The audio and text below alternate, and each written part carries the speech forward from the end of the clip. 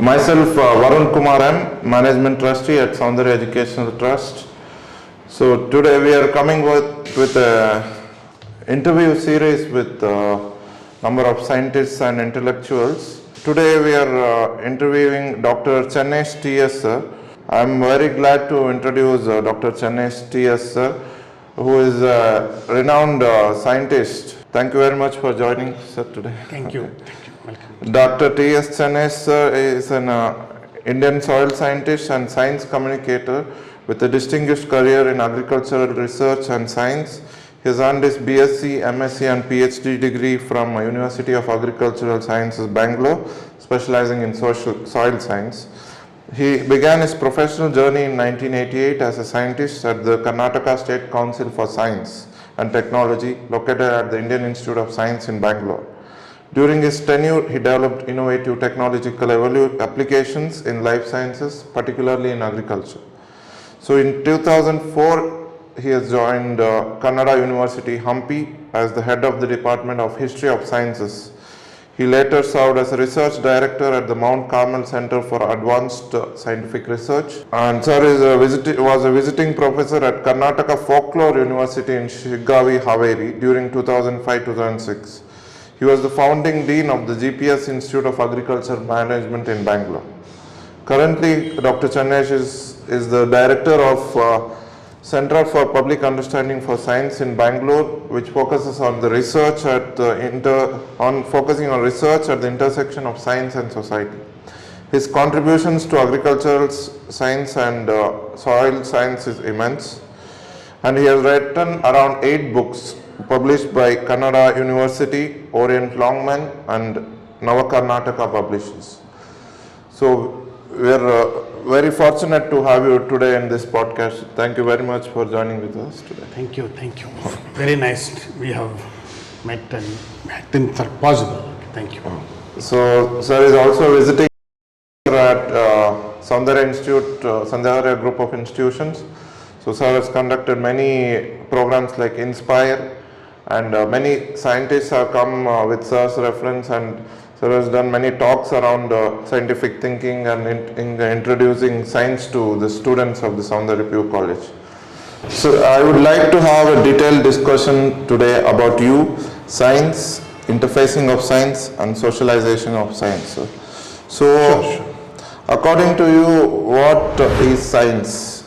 Science is knowing universe. It is finding truth in simple. But there are various means we approach through its physical occupants through physics, and it has a mathematical explanation through maths. In fact, and if there is any reactions or if there is any actions through chemistry, and if it is a biological entity or if it is reproducing kind of things through biology, etc. So basically it is something to know about universe. Around us lot of things are happening. Maybe it is a biological thing or a physical thing or an universal matter. Knowing about it truthfully is what science is. It is true to everyone. It is not a unique understanding, unique perception. What is to me is also to everyone. What is to you is also to everyone. In that sense, it is not, it is, for example, if you watch a movie, I may like it, you may not like it. The music that you like it, I may not like it. But in science it is not like, it is a universal perception. Here we have a flower here. That flower looks, how it looks like is the beauty of it. But it's the biology of it is true to everyone. Correct. It is the same. Maybe it may not be appealing to somebody, some people, and it may be appealing to only me, kind of things. So that's how it differentiates from arts or humanities to science. Science is a universal truth. Okay. Very interesting thing. I had not looked at that science like that. So next, coming about your, in the biodata I mentioned you had worked in Kannada University as a head of department or the History of Science department. Yeah. So how was your experience working at Hampi University? Hampi University was a unique experience because I went there with my special interest. It had a very major focus of looking at what is really required scientifically by Karnataka, geographically Karnataka state through Kannada culture. Kannada is not just a language, it is a culture. See, our state has its own unique features, unique understanding, unique requirements. How do we approach them through science was the issue. So science is not ultimate truth also, it is dynamic. For example, what gravitation was explained by Newton was changed with Einstein. So science is dynamics, not that Newton was wrong. Newton was true with some explanation of that time, but that is actually developed into some other thing by Einstein. So in that sense, science has a dynamic solutions. And how does Karnataka culturally can get the benefit of science was the issue at Kannada University. So through history of sciences, why it is called history of sciences means it is not just a documentation of scientific knowledge. Science, how the human history grows with science and technology was the challenge, and it is how the history of science is studied. So for that I went with my specific interest, and I looked at various things, particularly how the agricultural technologies are dynamic in Karnataka and how that helped, and what is the environment of Karnataka and how to approach through science and technology, and what is the high school education particularly, and how does it influenced by science and technology. These are the major 3 or 4 issues which I could do something very interestingly and with some interesting results. Interesting. So can you elaborate on the high school education, what you just mentioned, please? High school education is very interesting part, because after high school, say about 10th standard, in our system at least, students will decide to have a stream, either to science or to arts or commerce. The present decision is mostly based on the profit, and the intelligence, so to say. Intelligence is measured based on marks, but it's not true actually. Intelligence can be, an ordinary student can be really intelligent, perhaps, but however, marks are the major criterion, and depending on that, the parents and the neighboring influencing people will decide a student whether to go to science or go to arts or commerce. But it should be so since it is a decision making, what makes the students in high school to decide to take science or to commerce or arts is very important. That has to be taught in the sense not syllabus wise. Conceptual wise, students should know what is he eligible. Eligible means one is eligible, and what is he passionate about it, whether arts or commerce or science. If that is decided with his own interest, then he can be a very successful student further. Because once he enters PUC, he will be either designated as science student or commerce student. Yeah. For that, decision is required in high school. For high school education requires or intend to decide that. Correct. Definitely. A lot of initiatives must be taken for the students to decide on which science or commerce or arts to take. Exactly. Because previously, in our time while I was studying, it was like whatever the parents say, whatever the market demands, people go. But currently there are a lot of companies also coming and telling how can, at least students should be aware of what all the streams are which are there and what they are passionate, what they can possibly do. It is to be parents and the teachers of the school which he is studying, or a boy or a student is studying, should be watchful about the kid, about the ward, to decide what are his passions. Maybe some kids will be very good at repairing things, for example. They can be wonderful engineers. It's a passion to repair. Anything happens at home, they would love to look at it and things like that. Some students will be painting or singing. So that passion can be watched without and encourage them in that time itself, say about some 6th standard to 10th standard. Carefully, the parents are involved in watching. I have done with my son, for example. Only with his passion, I supported him. We both supported him. So it is in my opinion, it is a very successful experiment I have done. Like that, I have watched certain families also, though they also have very, very successful in it. Oh. So, 6th standard to 10th standard is a very crucial time for parents also should be involved in making the student to have a decision, and teachers will also guide the student to take a best decision. Correct.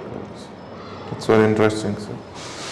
So, can I ask what was your child interested in from 6th? Yeah, I can, though it is very personal, Yeah, it is yeah. interesting too. Oh, I need to know only 6th to 10th. It's Yeah. okay what he's doing now. Yeah. He, in 6th standard to 10th standard, he started showing very interest towards the some repairing or anyway, some small things, how it's happened, and his passion was science.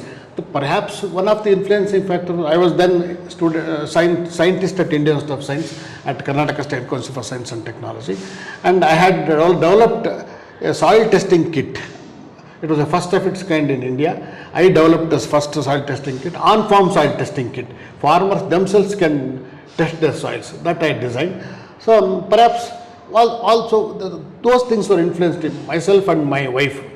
Both were scientists. That has influenced him to me. Yeah. And secondly, every day we used to talk to him science. Oh, yeah. And when he was in Makes sense. about 2.5 years, we had a computer at home. He started playing with the computer, and we showed him everything. In the sense, we allowed him to explore things. See, basically, normally, how do we watch our student or our kids or our children is, we tell not to do many things. We do not, somehow we are hesitant to make them explore things. If you give a toy to a kid, certainly it will not play with it immediately. It starts to look at it, watch at it, and even if it is possible to break, it will try to break. So it wants to explore. That's how child learns. In fact, the present artificial intelligence also is designed based on or is understood based on how things are explored themselves. So that's how my son was started showing towards mathematics and engineering. Interestingly, at home we have my wife's 3 brothers are doctors. All of them were in making, so our boy was very good, very intelligent, make them doctor kind of thing were the advice. He reluctantly said, no, I don't want to be a biology student, I don't want to be a doctor. So what he decided was, in PUC, he avoided biology. He took physics, chemistry, mathematics and electronics. So that was his personal decision. But I was interested in him to get into biology. My wife was also interested to make him doctor. But he decided, no, mama, no, papa, I don't want biology. So he segregated himself, or he fit himself into a kind of position where you can't force him now to become a doctor. So we encouraged him, and he took electronics. He got 100 out of 100 in electronics, and then he cracked JEE, IIT JEE, and he went to a good school at New Delhi, Shivnadar University, and he took computer science, what was his passion. And in PUC, he had listened to a professor from Indian Institute of Science by name Professor Narahari on game theory. So he was passionate, he had heard about game theory and some concepts in PUC itself. He pursued that, and in PUC what he heard, and he pursued that in his degree program, that is in BTech program, as his internship. So computer science has got a provision to take economics through his studies. So he entered to game theory, and he worked with the same person with whom he got inspired in PUC. And he got almost 1 year he worked with him, and now he has done MS in game theory at the University of Illinois at Chicago. So in that sense, we allowed him to choose his path. He declared he wanted to be an engineer. He wanted to be a game theory student. He pursued until master's degree. He went with a very beautiful path and reached a very interesting. So in my opinion, we should have a pleasure or happy thing with our kids to make them to have a best decision. Correct. Like that, I have counseled some 3-4 students also. They have also been very successful in making their career. Okay. So that's very interesting story. So we're very happy your son is doing so well in US and doing a master's in game theory, which is a passionate subject for him. That is very rare people. Yeah. Some people do it, some people can't. Okay. Interestingly, he developed interest in PUC itself. Developed interest means started showing that. Now he has got a master's degree in it. That's the thing. Okay. So moving on to our next question. You had worked in Karnataka Folklore University in Shigawi, Haveri. So how was the experience working there? Could you share some things from there? Folklore, we don't have a methodology in the sense, only methodology in folklore is documentation and reproduction. But I tried there to influence them to how technologies in folklore. See, because our folk has identified or evolved many technologies. Without calling them as a product of science, our folk and our culture has, any culture for that matter, not necessarily our culture, it has got its own method to resolve an issue. So how is that Karnataka folk has helped to develop technologies was the interest of mine during visiting faculty at University of Folklore. So I tried to look at how to visualize technologies developed by or invented or identified by folklore. Okay. So you said resolve an issue by folk. I think that was an interesting point. Can you elaborate on yes, that? definitely. In fact, for example, there are some home remedies. Home remedies are actually, see, if there is one book by name Where There Is No Doctor by I'm sorry, David Warner it is. Why he has written is, some places immediately we are not able to get, however, before evolving our medical degree, people used to get some solutions themselves. They are now all called home remedies. Yeah. Our mothers have done it, our grandparents have done it. Immediately if there is some cough, they will say, at least you drink hot water. They will say, you use cumin or you use ilachi, use clove, kind of things they say. How is that they have evolved that? It is based on their experiences.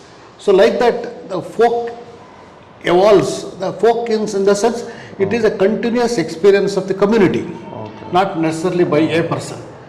Because much of the folk is not exactly written and communicated, it is just orally talked with their parents, with their neighbors, with their fellow people. So like that, by discussion and continuous communication, it has evolved. So if there is any problem, people generally immediately will try to ask their neighbor, something has happened, what to do. So kind of their experiences. How true is it, like folk and science, how much is the truth same or? Yeah, sometimes it is same. For example, for our dental treatment, clove oil is used. Even majority, if you go to the dental, perhaps many of us have the experience of a dental treatments.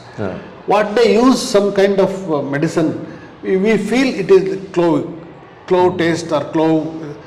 So, but originally the invention, or you may not call it an invention, originally the usage of clove to the dental treatments was from folk. Since you are deeply knowledgeable in the soil science world, so you are a trained soil scientist. Can you tell me a little bit about the soil science? What does a soil scientist do for our viewers, please? Yes. In fact, with me also, when I was in 9th standard, I learnt about there is a soil science field. We had a topic in our soil conservation was the topic when I was in 9th standard. Then there was an essay as our study part of it, essay written by Jawaharlal Nehru. It explained about how the pebble is formed. Pebble is formed through continuous friction and movement of a particular stone with water. Finally, it becomes softened and its surface becomes smoothened, and sand is formed, soil is formed in the virtue of movement of a stone material. So I had read it. My teacher then told there is a field called soil science, and unfortunately I came to Agriculture University, and in the very first class I heard a chemistry talk, chemistry lecture by name Professor Leela Ram. I still remember. I really owe to him because his talk was very fascinating to me. Then I decided if there is anything like any branch in this university which interfaces with chemistry, then I would like to do the master's degree. Then that was the field with soil science, because soil science basically explores with an idea how soil respond to the plant, because we all know all plants are grows in soil. Then soil must be contributing to the pile, so the plants. What does it? How does it? It's all chemical phenomena, because unless a matter is available to the plant, it will not produce its biomass. That means it is taking something from the soil. These are the basic questions. In fact, way back in the early 19th century, around 1840, the similar question was asked by a famous chemist by name Justus van Liebig. He asked why the plant grows so big. That means it is taking some biomass from somewhere. Only place for it is its root, and other place is atmosphere. Atmosphere, there is no such mass available. Atmosphere has only oxygen, carbon kind of things. But if you analyze, the plant has got much more elements. Where does it coming from? Must be from soil. So this is the basic question in soil. But soils are homogeneous. Soil tests, when you try to understand soil, it is not like there is a process called soil testing. Soil testing is not like blood testing. If you test the blood, it will be uniform throughout the body. But soils are very heterogeneous. So for that, it gives an opportunity to understand soil. That's the reason why we have got different flora and fauna and different places. In some areas, like paddy is grown. In some areas, mangoes are grown. In some areas, mangoes won't come up at all. Why is that? Soil is responsible. And also to climate. So these questions are taken through soil science. Okay. And I am really fascinated how, because soils are the surface of the earth, and surface is not uniformly spread. It has got a slope. That means it varies. So studies on landforms are also my major interest. And some soils are very fertile, some soils are very bad. And differentiating them, understanding through ecology are my issues. Okay. Landforms means? Landforms means it is the geography of the land. How does a land is formed and how does it spread? Yes, correct. So, physical, chemical and other study of the soil. Soil, we study soil scientists as soil as a biological body. Soil, because it supports life. It needs physics, it needs chemistry, it needs biology also. Okay, right, very interesting. So how is, so science is very important in everybody's life. So everybody are using a lot of technology, mobiles the viewers are using, and computers and lights, everything is a contribution of science and technology. So, but how much does the general public know about science? Yeah. So, and like even I am coming from a sports science background, there is a similarity between sports and science. So in science people do new experiments, in sports people try different things, different playing and other different play styles or different move. So there is a merging of play and science there. So, but how much does the normal public know about regarding science, and how much is it interfered? It's very interesting. Actually, common people also experiment. They may not call it as science, because for example, a driver for that. Driving in the first few minutes or first few hours is different from driving after, say, about 10 years. He used lots of experience. He would try in many ways. This is how I can control, this is how so that's a kind of experiment. And best of it, he would use it for the next time. Yeah. That science also do the same. Yeah. And in fact, science, what it does is, it fragments it and call it as more 1, 2, 3, 4 kind of things, and it will try to evaluate. So it wants to have a data. For example, driving for 10 days data or 100 days data. First day, what was his experience, and 100th day, what is experience. We will have a product of 100 units. First day, second day, 19th day, 90th day, kind of things. Each day can be separated and analyzed.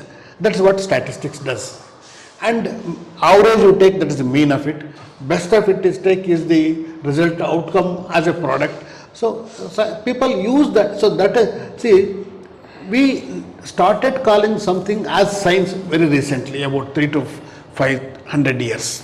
Earlier that we never called it as science. People used to call it as just philosophy. Earlier, all branches of knowledge systems were called as philosophy of sciences. Only after Galileo, people started differentiating them. Okay.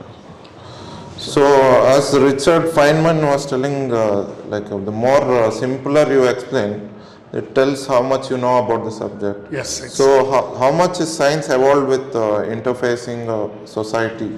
Correct. In fact, there are two things here. One is the problem with scientists also, problem with public also. Public think science is not our job. Scientist's job. It is only scientists who do science. And when there is a problem, they look at science. For example, in the last corona time, all were just wanted to have a vaccine. They never thought earlier to the, see, for common things normally, people want a shortcut. A best shortcut is praying. If you pray, if everything is solved, we think because it's the easiest way. There is no point in putting your energy to reading, experimenting, doing that, etc. But if that is also not working, then people start thinking at what are the scientists are doing. They start blaming scientists. There were a lot of, during corona time, literally world virologists were just, day and night they worked and to evaluate a vaccine. There are, of course, a vaccine is not a final solution. It is not a complete, there are some problems also. That by days as day proceeds, they can overcome. However, so far, if there is anything like our lifespan is increased, is because of control of infections. Very major contribution of science to the entire humanity is now, see, earlier days, living up to 60 age was the big issue. That's what in our culture we celebrate it as some Shashtabdi, something like that. Yeah. That means he has achieved a great thing. Yeah. And our year calculations, designating the years, we call it as Samvatsarats. And there are only 60 Samvatsaras. Okay. That means we could only calculate up to 60 because people lived maximum of 60. Though they were beyond 60, when they were beyond 60, they would celebrate Shashtabdi. But now I feel 80 is very common. Majority of the people live up to 80. But between 60 and 80, there may be some aged issues. That is different. But I am 62, I am very happy. In the sense, I can manage myself. I cook, I drive. I cook myself. Okay. I love cooking. See, one thing is that science has given all this. It has given a methodology. In fact, cooking is easy. Science made cooking easier because we have got ovens, we have got gas cooking, we have got that, this, etc. Fridge. See, it's easy. So science has helped us to ease our lot of complicated works. So that way, people believe science. The people want science. But only thing is, to evaluate something, there is a lot of difficulty. Because, for example, I developed soil testing kit. I took nearly 5 to 10 years to develop soil testing kit. So constantly working on 10 years was really tedious. But people will not understand that. See, something like a musician, if he is singing, only we enjoy his music. But how much effort he has put in to learn that, we never understand. We never know that. Correct. Science is terrific. In fact, science wants complete dedication and it requires a lot of efforts. Correct. But however, people enjoy the benefits of it. Everybody wants it. We say, our mobiles are spoiling our kids. But have we stopped using mobile? No. We want it. Correct. Okay. So it's very interesting facts you told us. So coming to construction of science, so science has to be constructed, it has to evolve every day or every year. Yes. As you said, it takes a lot of effort as well. So how does construction of science matter in learning? For example, students or anybody. This is one thing that every science students need to understand, but much of it is not really taught or not really made the part of our science learning. For example, there is an object here, say this object. It has got a timeline. To come to this state, it has passed to various stages. And to do that, it's not a single man's invention. Maybe myself and many, for example, I am saying, for a product, maybe 1 to 100 people may be involved in it. So each one has contributed a different scale and different time. And how all that is happened, then we really see, for example, we can give an example like, automobile repairing. Who is very good at automobile repairs, who starts at the young, as an apprenticeship. Okay. It is in majority of the automobile, the one particular community is majorly involved. For example, is Muslim people or Islamic people, they involve in it, and they train with their kids, just helping them first. Particular automobile industry, for the apprenticeship, they helping the seniors. While helping, they will know how he holds the screwdriver, how he holds the. So that means it is knowing construction. When in science also, you see, that was fascinately addressed wonderfully by a person called Jonas Salk. Jonas Salk was a person who developed a vaccine for polio. He invited a sociologist to his laboratory and asked him to document what scientists are doing. And he gave them a full freedom and fellowship to watch the scientists. Watching scientists means, as a sociologist, for example, I am a biologist, you are a sports scientist. He would come here and watch what we are doing. He would be given full freedom. He can come, enter at any time and do something. I may be just eating something, he would take, Channesh came, he ate today, and after that he went to laboratory, he opened the door of refrigerator, he holds a particular thing. So all that is a part of doing science.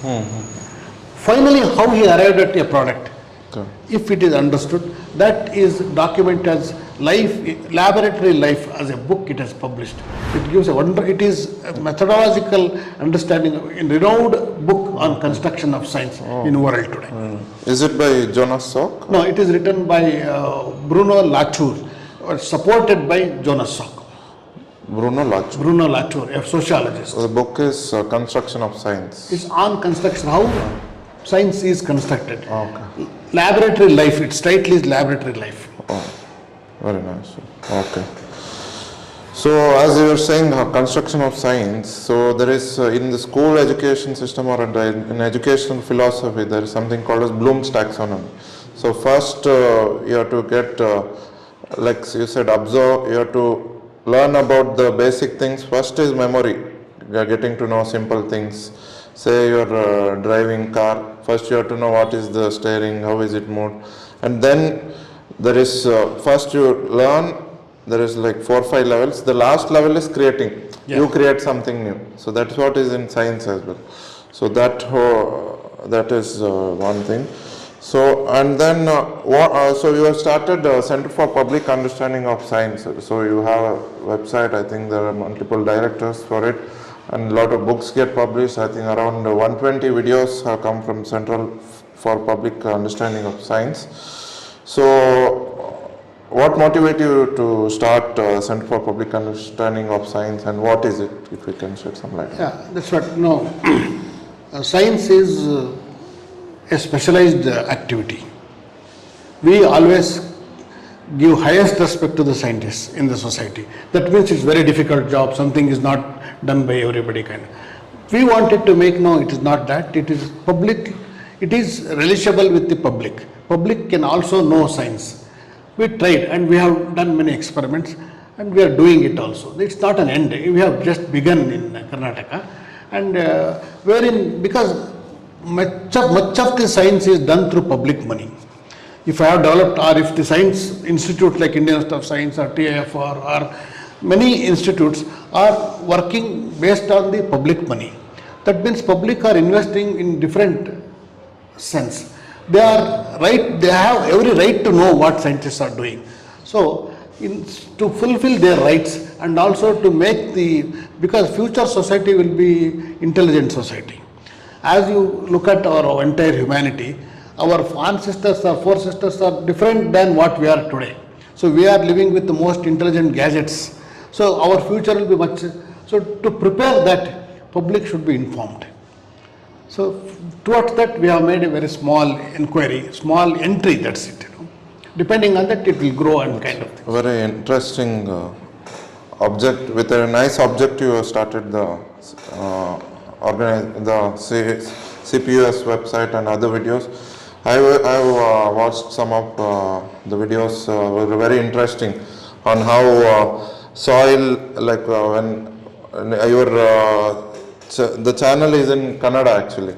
So henge male bandid takshana the soil smell change agutte, amele light like this edu menchu lights called fireflies. How, where does the light come from in the firefly? What is the science behind it? What are the compounds which are generated? It was very interesting. And how some people eat soil, for example. So there is a video on that as well, which was very interesting. So even beetroot said there is a compound called geosmine which is released. Yes. So while eating beetroot, you get a smell or something. That is very interesting, which goes unnoticed by the public, a lot of people, and it is very interesting thing is you have told it in very easy words, Yes, sir. So next, so currently, what do you think on the present ways of teaching of science which is happening in the world? Yeah, that is, see, our teachers and our students, they should be allowed or they should practice good reading. We are, majority of the students, majority of the teachers also, our education don't help us to read much. It helps us to solve a question. See, everybody is thinking that we can send to IIT, we can send to NEET, we can send to this. So therein we are teaching to answer a question. But how to get an answer, that's what the construction of science matters. If they know how it is constructed, to manage finally, we need to know every nook and corner of a material or a unit. So in that sense, if the science is taught conceptually, any question if you ask, they will answer. There are designed questions and designed answers.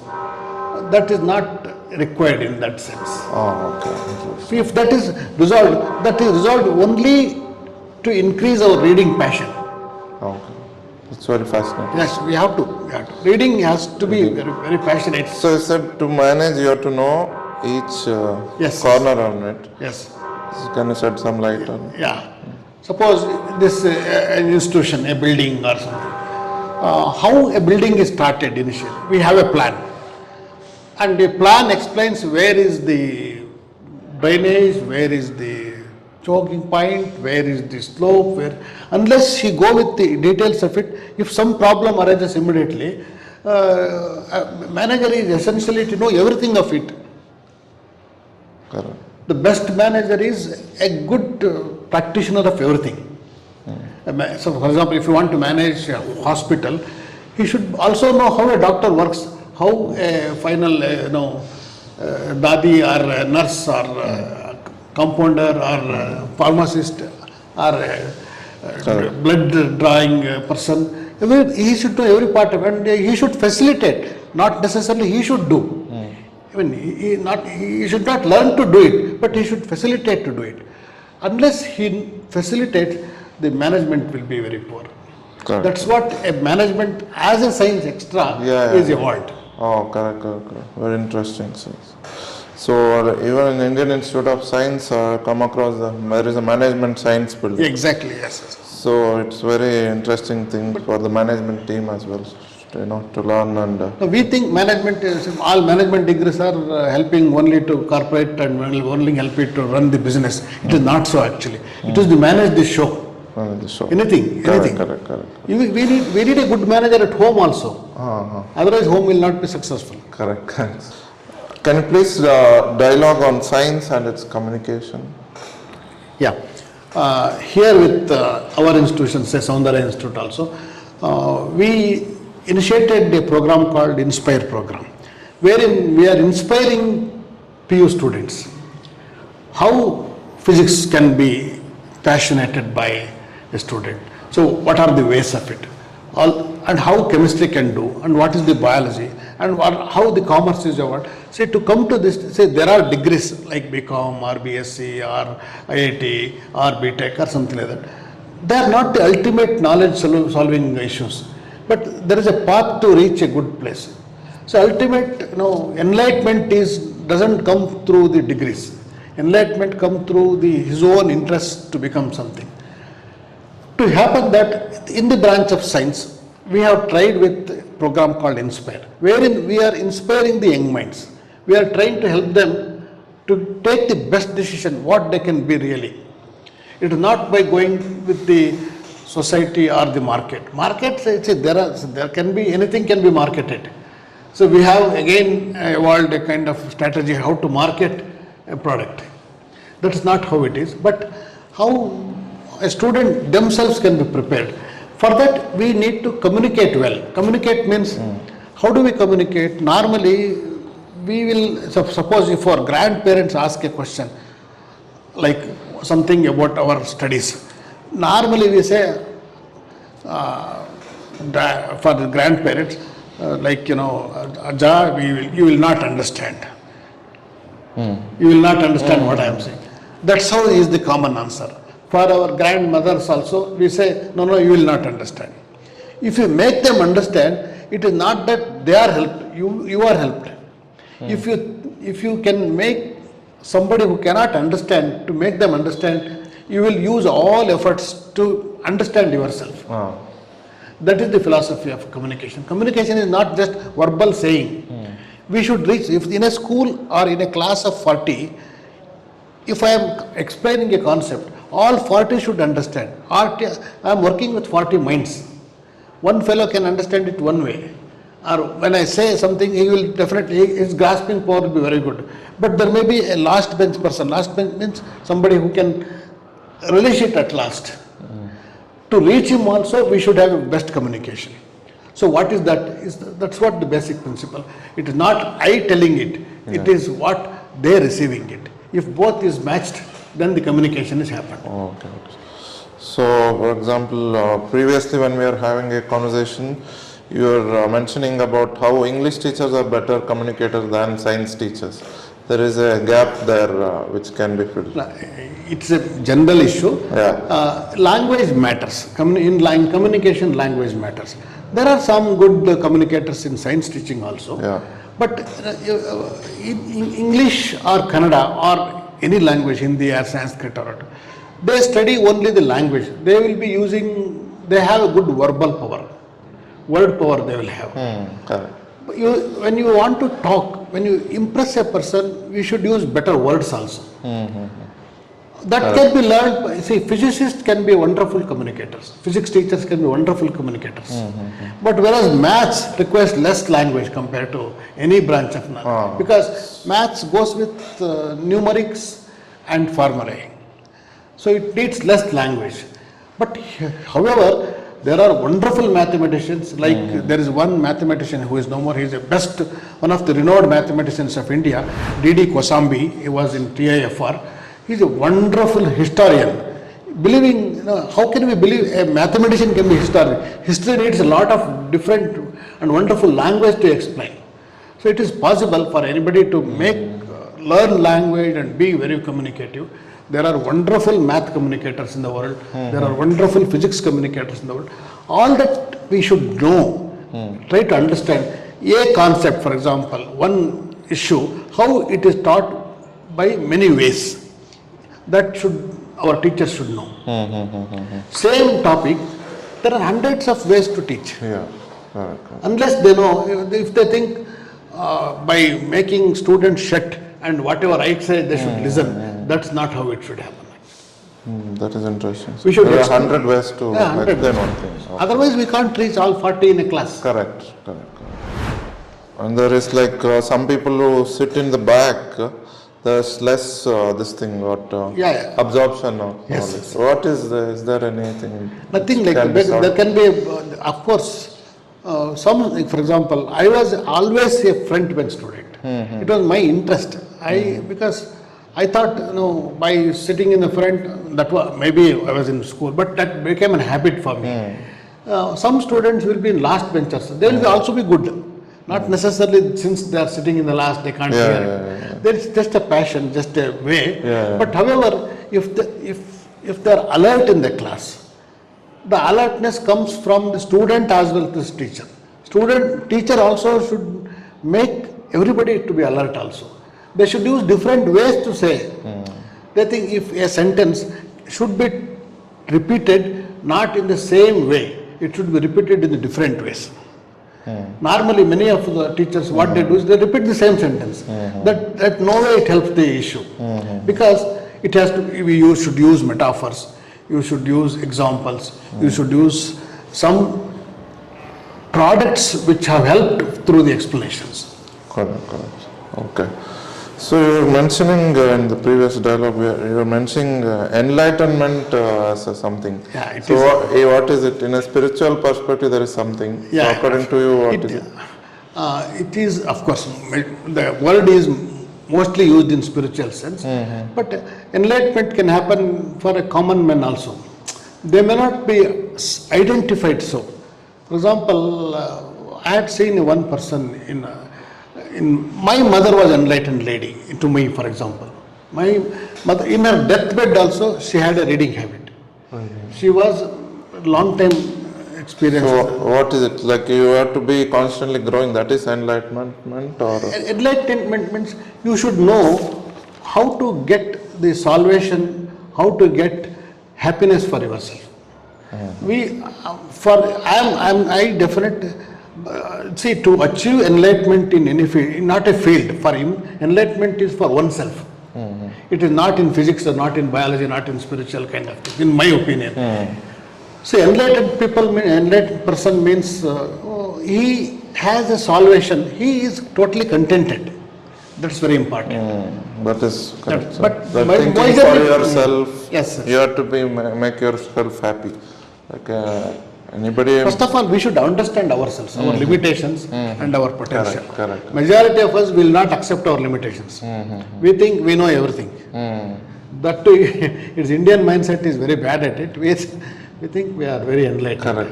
It is Good not to so. know about enlightenment word in a scientific sense. So next, if you say science is popular, will you please explain with some historical evidences? Science is popular in science as a subject may not be taken as popular as what it is being said. Science is popular in the sense, since science gives a solution to a problem, or science gives an explanation to a curiosity, or science gives to help to increase the beauty of it.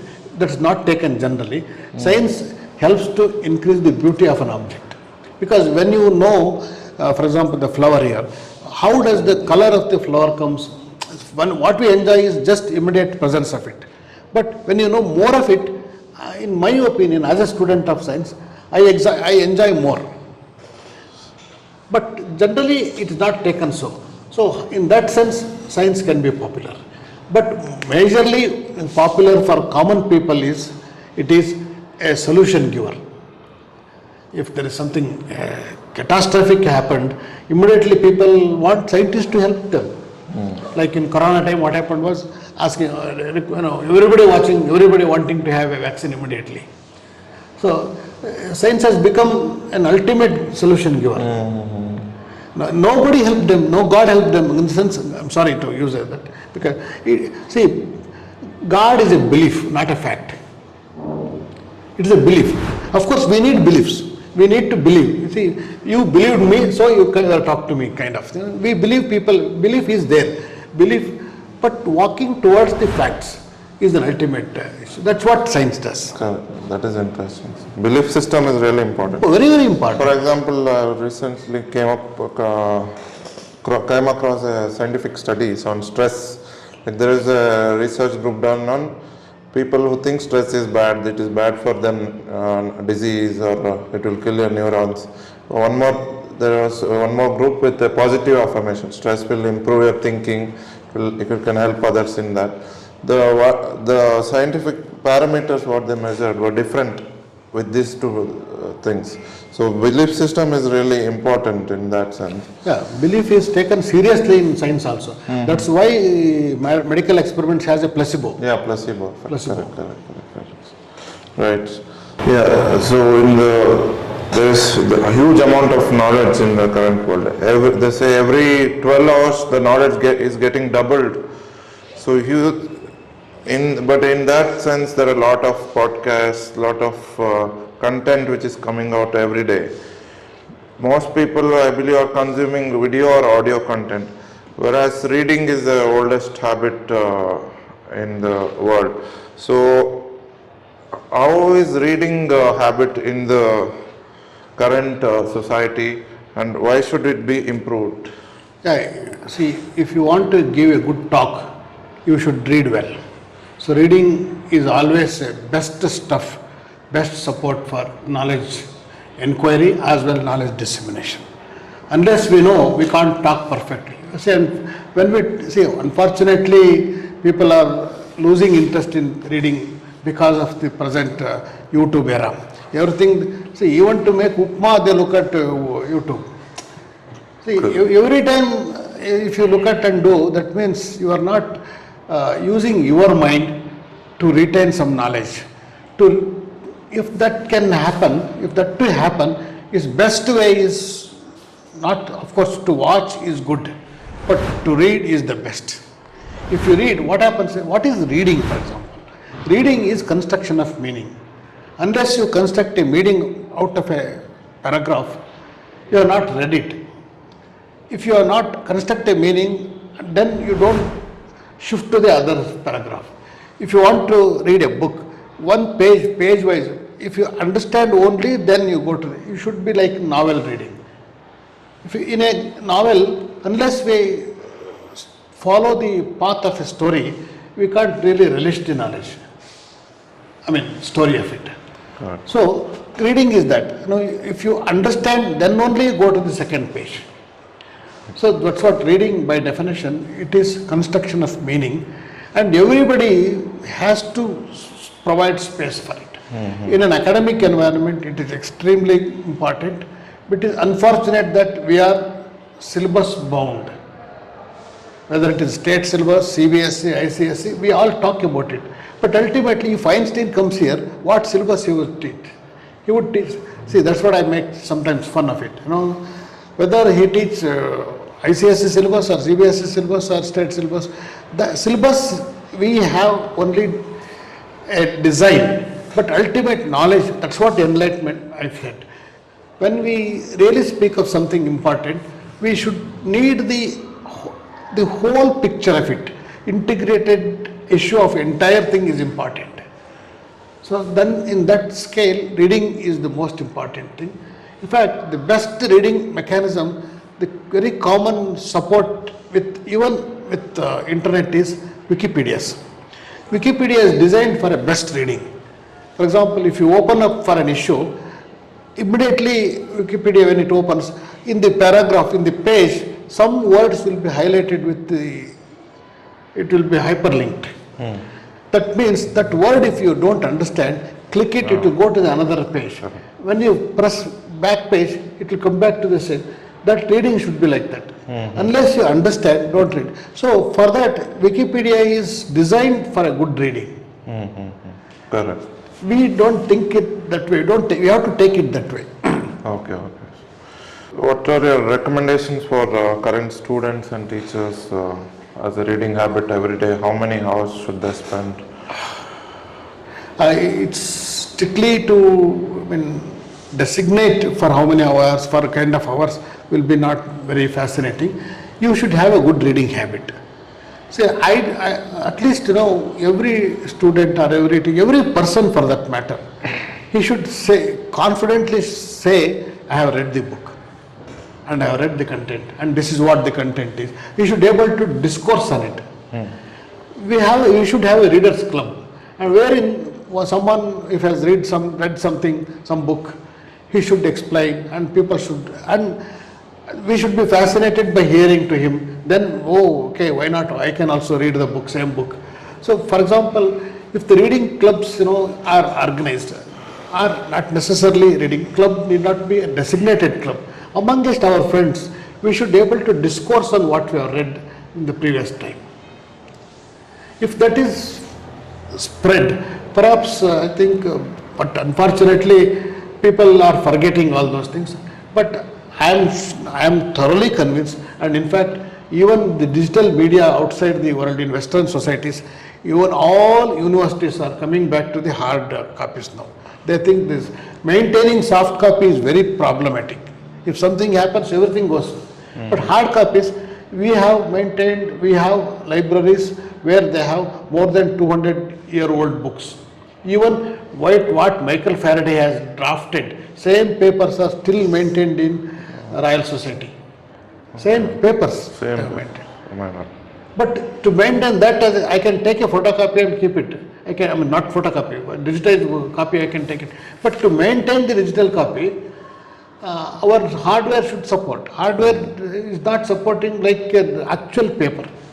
So reading is, so that's what in American so-called most advanced society, you look at their maintenance of the libraries. Every university has got a wonderful library. Even Kannada books which are published in Karnataka, majority of the universities, they have the Kannada books. Very interesting. So like that, all languages, because in one of the institutions, which like University of Chicago, for example, I have given my books to the University of Chicago. And if someone asks a book, it is the responsibility of a librarian to get that book to the student. Whether they have it or not, they will say, at least in a sense, library should be equipped to provide a book for a reader. That is one part. And there should be a passion from the reader side to ask a book also. Correct, makes sense. So in this age of technology and constant evolving of knowledge and lot of content is available. So most people will be on some people on the phone whole day, because of which maybe reading habit has come down. And so there is one is you consume the knowledge and you should reflect on it and it should process in our brain. That is not happening in the current society, I think, because I have recently come across even that is a video, but Carl Newport, he has a wonderful, he is a computer scientist, renowned computer scientist from US. So he has written a book called Deep Work. In that he is telling, if you don't have solitude in your everyday life, the brain doesn't process if you don't give we consume whole thing will be consuming data. If it doesn't process, there is no next process, because then you will be constantly tensed or something, anxiety comes up or something. So he said his recommendation is at least you have to be 1 or 2 hours alone, or you go for long walks, those kinds of recommendations. Okay. I'm sure scientists also does this long walks for the reflection. So how important is reflection, or do you have it in your reading habit? Yeah, in fact, any habit for that matter. When you engrossed on an issue, we need a change, or during that change over time, we give an explicit thought process at what has been done previously and what to do further. So in that sense, that time given the gap or whatever otherwise will help to do certain things. So scientist has all successful scientists have always managed all good practices of reading, good practice of writing, good practice of reproducing, discussing, sharing knowledge. See, what all we now call it as the best things all have been practiced by a successful person. Okay. So you mentioned writing. What is the importance of writing in your life? Writing is the most creative part of human's life. When we write, the objective is someone to read. When the objective is someone to read, how do they read? It is not like I am talking to you now, you can understand what I am saying. In case if you don't understand, you can question again to me. But when I write and made someone to read in my absence, he should understand what I have really written. So I should write in that way that in my absence should not have any questions. He can have questions, to read further is different. But at least that particular paragraph should be understood by the reader, because he would be reading it in my absence. Correct. I am not there to clarify his doubts. So in that way, writing makes a wonderful gesture of oneself to clearly communicate to the other. During his absence also, he will understand. While reading my novel or my paragraph written me, they can really start thinking about my way of thinking. Okay. And what is the relation between science and creativity? Creativity is, though it is a general term, science has creativity. Science has all human creative interests, like imagination it has got, and it has got memorization, it has got reproduction. What all creative, see, generally we use it in art process creative things, but science has all such things. There is a lot of relationships. Okay. So, as our name is of our institute also, Saundarya group of institution comes from the Saundarya Lahari from Adi Shankaracharya. Yes. So, it itself tells there is no end for the knowledge, as you were telling. So, how and why do you think the dynamics of present science communication matters in our social context? It is very, very important, because people are now moving towards the advanced society where knowledge is very important. Though we are finally selling it as apps, everything is coming through app. Every business or every happenings, they'll say download our app to make things are easier too. But how much it interferes with our understanding, what we end up with, all that is not really known. We have to be very careful about accepting many apps, because what they will be linked, etc., will not be known. At least to understand that, one has to be careful about the understanding of the material. So in that sense, the reading or construction of knowledge or the communication, everything will come in the way. So for that, science will definitely help. Okay. So, like you have written many books on Nobel Prize scientists. So, do you like to tell something like what is the routines of Nobel Prize scientists or something about them? See, Nobel laureates also, actually it is one of the highest award given in the humanity at present. It is most rated. Once a year they give in physics, chemistry, biology, they call it as physiology or medicine, and economics is the recent addition. Peace and literature. Peace, literature, physics and physiology and chemistry were the interest of the Nobel, Alfred Nobel, who initiated the Nobel Prize. And recently, after 1968, they decided to include economics Nobel Prize. That was not the interest of the Alfred Nobel. The idea was that he earned a lot of money, and majority of it came through dynamite, who he invented, and he thought himself that it should be used for the good sake, so he designated that. And for example, one simple Nobel Prize I should explain, or I should give an example, is this gravitational waves, which got Nobel Prize in 2017, and that was as it was imagined about 100 years back. And 50 long years the experimentation happened. 50 long. Rainer Weiss is one of the researchers involved in practically proving the gravitational waves, because as we're talking, gravitational waves have passed us. we can notice it. Those waves can pass through any object. To prove that experimentally, it took nearly 100 plus years, and 50 long years they were exclusively operated on the simple issue of how to catch those waves. So there is a lot of difficulty in, and what is the interest and what is the huge benefit to the humanity. Unless it benefit to the knowledge, unless it's benefit to the humanity, Nobel Prize is not designated. However, there may be works which have been neglected by the Nobel Committee also, but it tries to identify the best of the best. So I think it was a really good discussion which happened around science. So thank you very much for joining us, and it is a huge knowledge which you have gathered over the years through books and working in different institutions. So it was a wonderful conversation. I think we can go on for around 1 or 2 hours easily for a next podcast maybe.